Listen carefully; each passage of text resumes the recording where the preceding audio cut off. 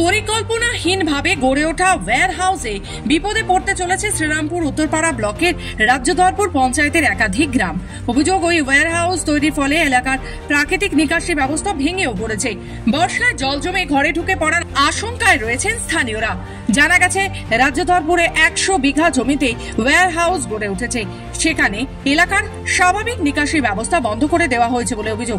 পাশাপাশি ওয়্যার হাউসের জন্য তৈরি নিকাশিও বিজ্ঞানসম্মতভাবে না হওয়ায় সেখানকার দূষিত জলও বাসিন্দাদের ঘরে ঢুকে পড়বে।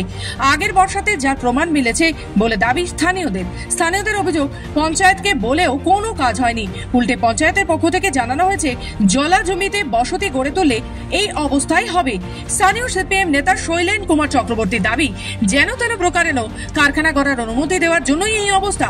কারখানার জন্য অনুমতি দেওয়ার কথা স্বীকার করলেও ওয়্যার হাউস কর্তৃপক্ষের দোষেই এই পরিস্থিতি হয়েছে বলে মানছেন রাজ্যধরপুর পঞ্চায়েতের প্রাক্তন প্রধান তথা বর্তমান তৃণমূল সদস্য মোহন মণ্ডল।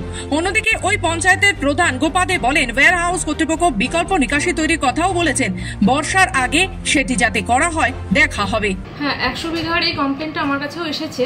100 বিঘার যে মালিক আছেন ওনাকে আমরা জানিয়েছি, গত বছরই আমরা মিটিং করেছিলাম। কারণ বর্ষার সময় ওনার খাঁপুকুরে যারা থাকেন তাদের অবস্থা খুবই শোচনীয় ছিল। তারা আমার কাছে এসেছিলেন।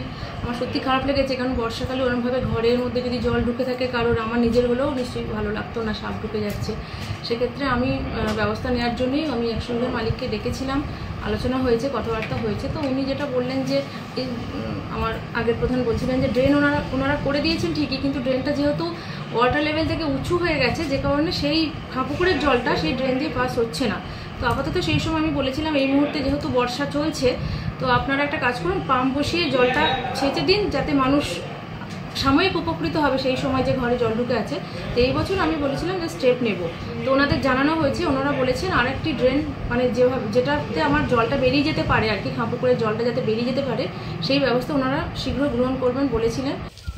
আমাদের জলের সমস্যা এরকম, জল বলতে আমাদের এই যে শুরু হবে এই মাস থেকে জল, এখন পুজো পার হয়ে চলে যাবে, কার্তিক অঘ্রাণ মাস অব্দি এই রাস্তায় জল থেকেই যাবে।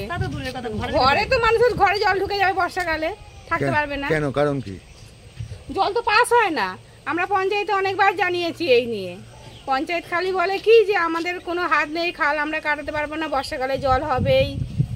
হ্যাঁ, কোন খাল থেকে আসে এই জলটা? এই জলটা এইখান দিয়ে ওই যে দিল্লিটা ওই পাশে যে একটা খাটালের ওখানে খালটা যে পাস হচ্ছে, এইটা দিয়ে জলটা যাবার কথা। ওই জলের সমস্যা পঞ্চায়েতে গিয়ে বললে তবে কাটায়, তাও একবারের বেশি 3 বার বললে তবে।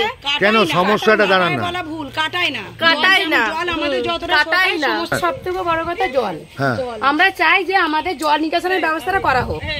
কেন আমাদের জল পুরো ঘরে ঢুকে যায়। এবার ধরুন বাচ্চাদেরকে নিয়ে আমাদের যাতায়াত এই রাস্তাটা দিয়ে আমরা যেতে পারি না, স্কুল পড়াশোনা সবই বন্ধ থাকে বাচ্চাদের। এবার বলুন বাচ্চাদের লাইফটা কি হতে পারে এরকম হয়ে থাকলে? আমি তো সেবারে আমার বাচ্চাকে ওখানে পড়েই গেলাম জলের মধ্যে।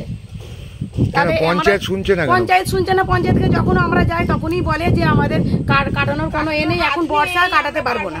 তবে এখন দেখার বিষয়, সত্যিই বিকল্প নিকাশি করা হয় নাকি আবারও জলে ভাসবে রাজ্যধরপুর ও আশেপাশের গ্রামগুলি। শ্রীরামপুর থেকে নিজস্ব প্রতিনিধি রিপোর্ট, খবর বাংলা।